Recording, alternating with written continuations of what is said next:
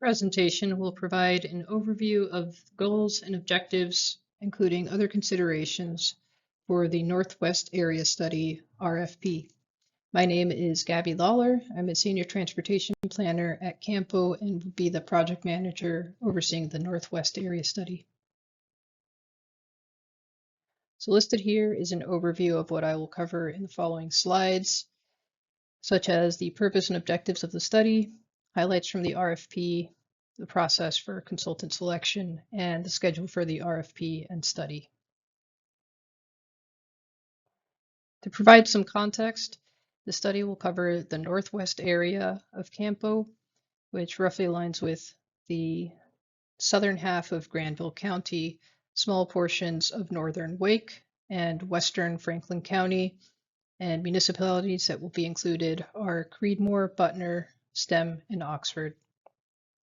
The study boundary is still subject to change and will be finalized at the outset of the study.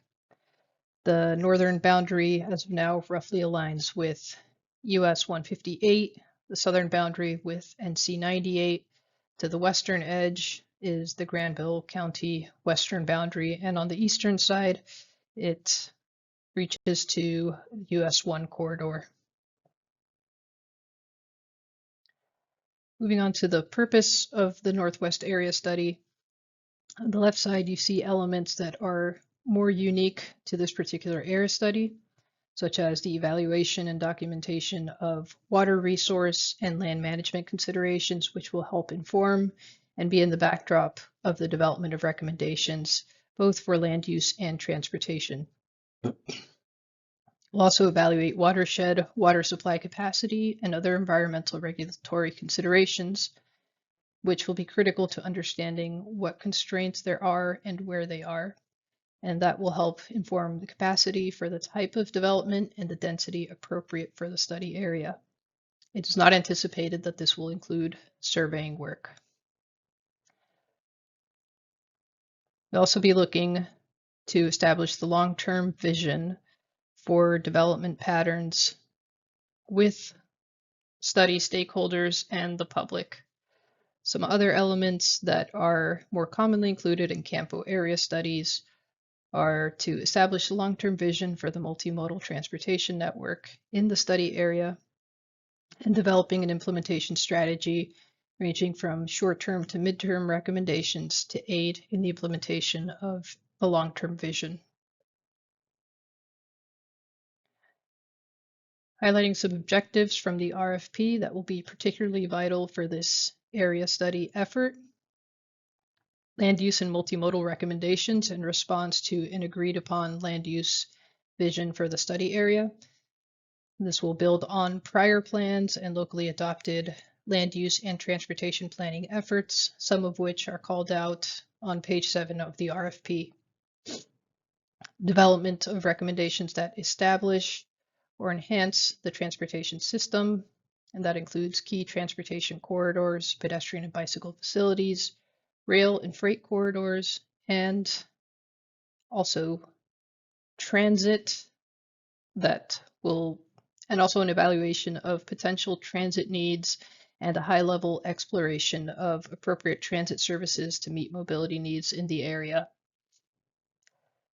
Also securing stakeholder and local jurisdiction buy-in on the recommendations, preferred alternatives, and implementation strategies and priorities.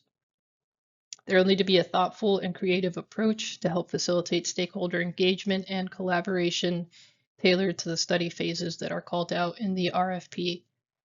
And this includes an educational component at the outset to ensure that everyone understands the context within which we are working. Engagement will include working with local staff, public officials, appropriate environmental regulatory agencies such as the Upper Neuse River Basin Association, and of course the public. And finally, the transportation recommendations coming out of the study will inform the 2055 MTP.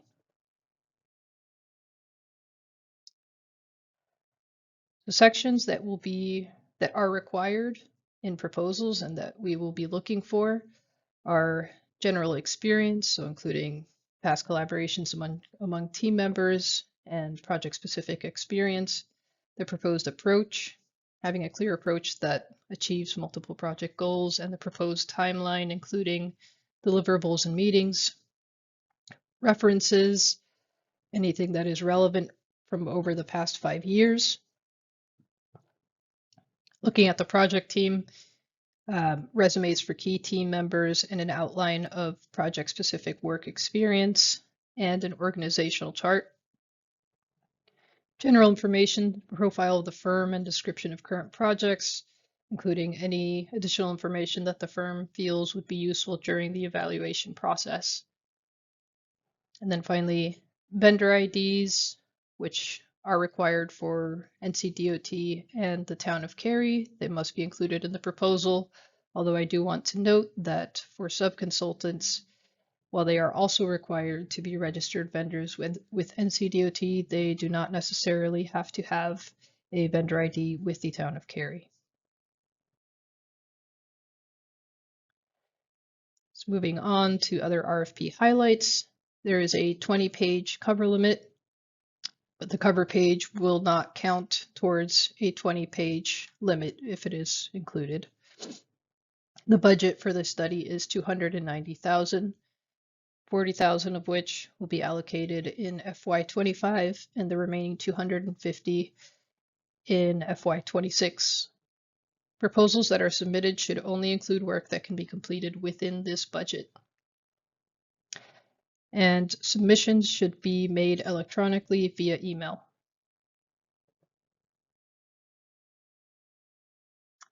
So a selection committee will evaluate proposals based on criteria listed below. So the proposed schedule and budget, proposed project manager and team, the ability to complete tasks on time and within budget, relevant experience working on projects of this nature, and demonstrated understanding of the project issues, goals, and desired outcomes. Also be looking for a demonstrated understanding of relevant local issues and policies, technical tools, analysis, and techniques that are being proposed, estimated hours by task, proposed project schedule and timeline to achieve the goals within the study, the project goals within study timeframe and budget, as well as neatness and clarity of the proposal. So moving on to the RFP and project schedule. Proposal submission deadline is Friday, December 6th by 3 p.m. And again, proposal should be submitted via email.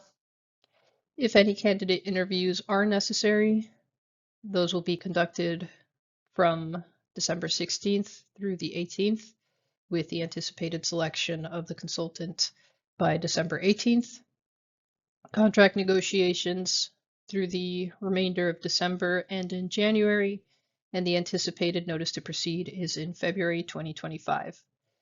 And anticipated project completion, June 30th, 2026.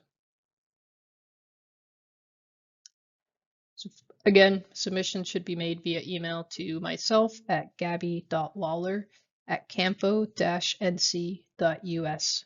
Thank you for your interest in the Northwest Area Study, and we look forward to seeing your proposal.